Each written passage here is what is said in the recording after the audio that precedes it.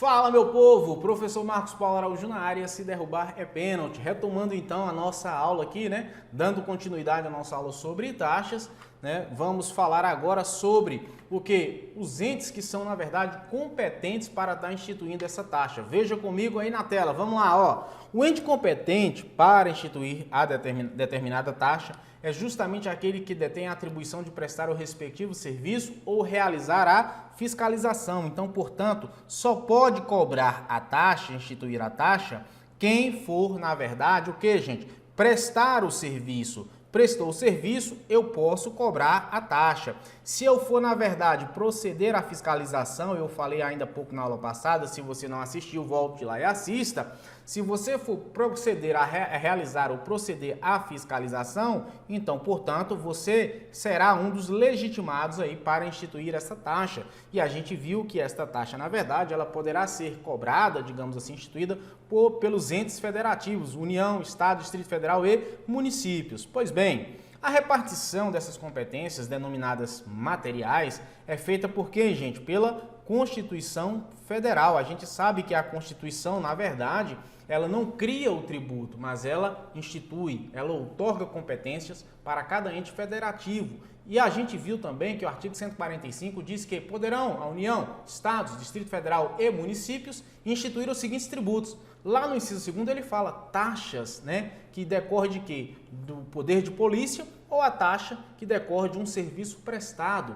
tá? Então, portanto, nesse caso, os entes federativos poderão estar instituindo essas taxas, é óbvio, né? E aí vejo que a competência decorre da Constituição Federal, inciso 2º do artigo 145. Ok, tranquilo, sem maiores churumelas até aqui. Artigo 80 do CTN vai dizer o seguinte, olha, para efeito de instituição e cobrança de taxas, consideram-se compreendidas no âmbito das atribuições da União, dos Estados, do Distrito Federal ou dos municípios, mais uma vez, quem são os entes? União, os Estados, Distrito Federal e municípios são os entes competentes, aquelas que, segundo a Constituição Federal, então a Constituição Federal é quem vai outorgar, né, digamos assim, essa competência, as constituições do Estado também podem outorgar essa competência, as leis orgânicas de igual modo do Distrito Federal e dos municípios e a legislação com elas compatível, né? Competem a cada uma dessas pessoas de direito público.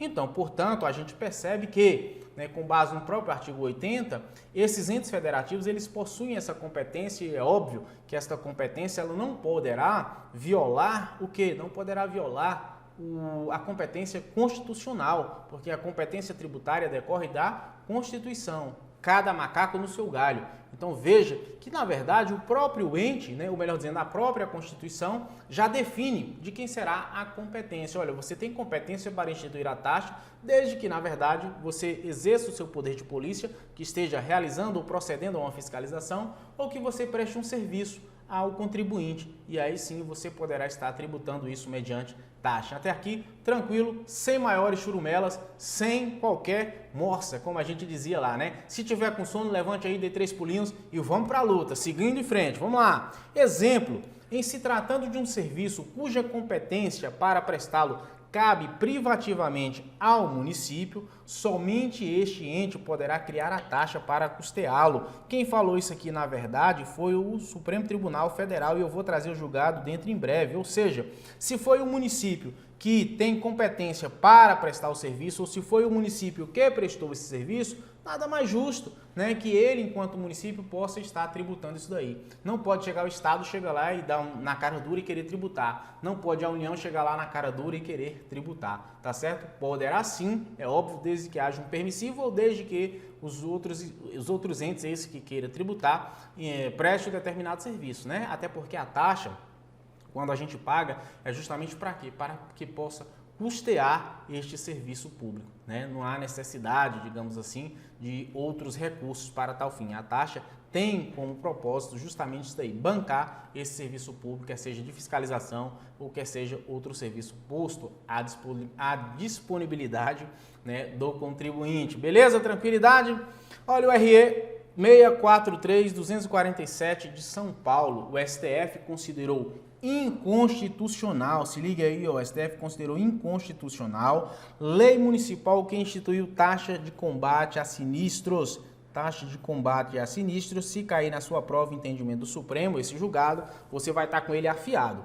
Instituída pelo município de São Paulo, então veja que o município de São Paulo instituiu uma taxa de combate a sinistros, tá certo? E que seria devida pela utilização dos serviços municipais de assistência e combate e extinção de incêndio. Veja que o município de São Paulo criou uma taxa, na verdade, aqui de combate a sinistros pela utilização em tese, né, digamos assim, dos serviços de assistência de combate a incêndio ou a extinção de incêndios. O município criando taxa sobre uma determinada matéria, qual seja sinistros e combate a incêndio, e que por conta disso ele instituiu esta taxa para que o contribuinte, né, paulistano pudesse aí estar pagando, ou paulista, né, quem reside aí na cidade de São Paulo, beleza? Aí veio o seguinte, na ADI 4.411, julgado agora em 2020, né, 18 de agosto de 2020, o Estado, aqui é o Supremo falando, né, o ministro, o Estado não pode, a pretexto de prevenir sinistro relativo a incêndio, criar tributo sob o rótulo de taxa, sem o efetivo exercício do poder de polícia ou utilização efetiva ou potencial de serviços públicos específicos e divisíveis, prestados ao contribuinte ou postos à sua disposição. Eis aqui basicamente o conceito, né, do que ele vem falando, de qual seria o conceito das taxas ou do fato gerador, poder de polícia e um serviço público prestado de modo específico e divisível, né, ou posto à sua disposição. E continua. Os serviços de prevenção e o combate a incêndio são atividades desenvolvidas pelo Corpo de Bombeiros. E aqui ele já começa a delimitar a análise, tanto do recurso extraordinário quanto a ação direta de inconstitucionalidade, que trata do mesmo assunto daquela taxa de combate a sinistros, né, de combate à utilização, à extinção de incêndios, de equipamentos, utilização de equipamentos para extinção de incêndios, que foi instituído pelo município de São Paulo. Órgãos competentes, ou melhor dizendo, órgãos pertencentes ao Estado e não aos municípios. Então, portanto, o Supremo, nessa ação direta de inconstitucionalidade, falou o seguinte, olha, quem tem competência para falar desse assunto sobre sinistro, combate a incêndio, seria o Corpo de Bombeiro. E o Corpo de Bombeiro, por sua vez, é órgão de quem? Do Estado de São Paulo e não do município de São Paulo. Por aí já começa, ele já começa digamos, esmiuçar e traçar uma linha para quem seja, né, digamos assim, sobretudo o que a gente vem estudando até agora, quem seria o legitimado para instituir essa taxa. E diz, assim, a taxa foi considerada inconstitucional, pois o serviço público apto a ensejar a cobrança não está compreendido na competência material do ente que a instituiu. Ou seja, o que concluiu nesse julgado? O Supremo falou, olha, a taxa, na verdade, é de sinistro, é de incêndio, né? Esta competência ela é inerente ao Corpo de Bombeiros. O Corpo de Bombeiro é um órgão que é integrado ao Estado de São Paulo. O município, por sua vez, não presta esse serviço, então, portanto, não tem competência material o município para instituir esta taxa. Assim sendo, nós vamos declará-la como sendo inconstitucional. Então, essa taxa de combate a sinistros, instituída pelo município de São Paulo, ela é inconstitucional. Tranquilidade, 100%, sigamos em frente.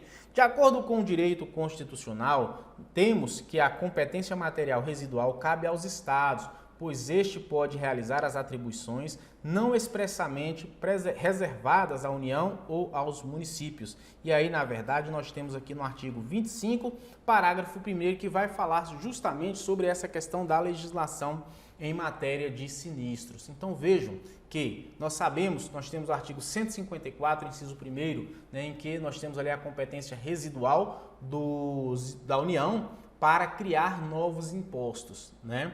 Por outro lado, também temos, né, que através de lei complementar, o parágrafo 4º, artigo 195, desde que observe o artigo 154, inciso 1º, da Constituição, uma competência residual da União para a criação de contribuições especiais. Então, aqui nesse julgado, no artigo 25, parágrafo 1º da Constituição, o Constituinte, na verdade, reservou, digamos assim, esta matéria quando a União o Distrito Federal e municípios não legislarem sobre esta taxa, sobre essa matéria inerente à taxa, esta competência residual fica, né, inerente a quem, gente? Ao Estado. Então, portanto, o Estado possui eita, ferro, quase que não sai. O Estado, ele possui a competência, digamos assim, residual para a criação, né, ou instituição dessas taxas, desde que ela não tenha previsão ou um direcionamento para nenhum dos outros entes federativos para poder criar. A competência residual para a criação de taxas, portanto, se cair na sua prova, lembre-se, é do Estado, ok? A Constituição atribuiu competência tributária residual aos estados para a instituição de taxas. Está aqui, repetindo para vocês, frisa-se. Apesar da competência residual da União para a criação dos impostos, como eu falei para vocês, artigo 154, inciso 1º, em relação às taxas, a contribuição, ou melhor dizendo, a competência residual é dos estados, pertence aos estados, ok? 100%. Bom, a primeira taxa a gente viu de forma bem genérica aí, nós vamos estudar agora as taxas de forma especificada, taxas do poder de polícia e taxas, né, que são cobradas através de serviços públicos específicos e divisíveis, utilizados ou potencialmente colocados à sua disposição. Vamos para a tela. Taxas pelo poder de polícia. Nós temos aqui o artigo 78 do Código Tributário Nacional, diz o seguinte: considera-se poder de polícia a atividade da administração pública que, limitando ou disciplinando o direito, interesse ou liberdade, regula a prática de ato ou abstenção de fato, em razão de interesse público concernente à segurança, à higiene, à ordem, aos costumes, à disciplina da produção e do mercado, ao exercício de atividades econômicas dependentes de concessão ou autorização do poder público, à tranquilidade pública, ou ao respeito à propriedade e aos direitos individuais ou coletivos. Então, portanto, aqui a gente vê que nós temos a figura ou conceito, melhor dizendo, do conceito legal do que seja o poder de polícia.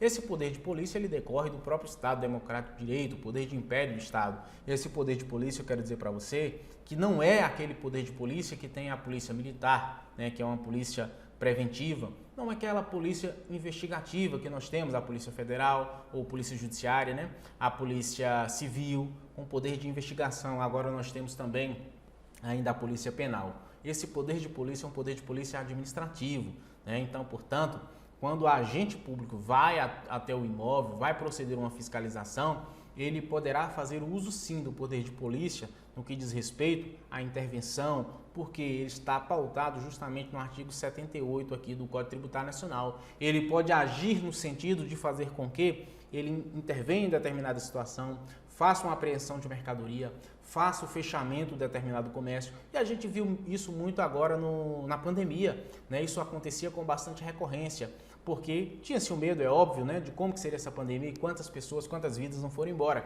Mas percebam que o Estado ele agiu pautado no poder de polícia, no seu poder de império. Ele agiu realizando, digamos assim, fazendo com que, estabelecendo normas, né, horário de fechamento do comércio, abertura. Então veja que isso tudo foi possível através de um poder de polícia. E aqui eu já lhe antecipo o seguinte, que os itens que aqui estão nesse artigo, por exemplo, ó, como quando fala aqui, concorrente à segurança, à higiene, né, à ordem, como está aqui, ó, aos costumes, à disciplina da produção, do mercado. Vejam que todos esses itens que aqui constam, na verdade, no conceito do poder de polícia, são meramente exemplificativos, não é taxativo, tá? Qualquer outro comando que haja necessidade de uma intervenção por parte do Estado, pautado dentro desse poder de polícia, isso será feito. É óbvio, a gente sabe que o Estado, por sua vez, ele deve agir dentro da legalidade. A lei traz para a gente os ditames legais, então o Estado ele vai agir pautado na lei, sem que haja excesso,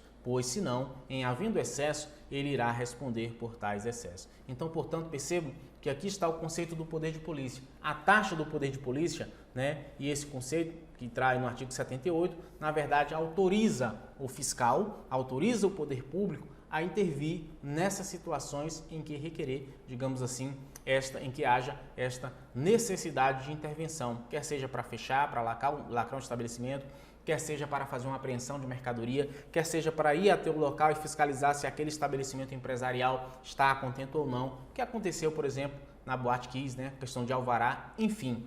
Eis o poder de polícia que permite o Estado para poder atuar. A gente encerra por aqui esta aula e eu vejo vocês daqui a pouquinho. Pai bola e eu volto já.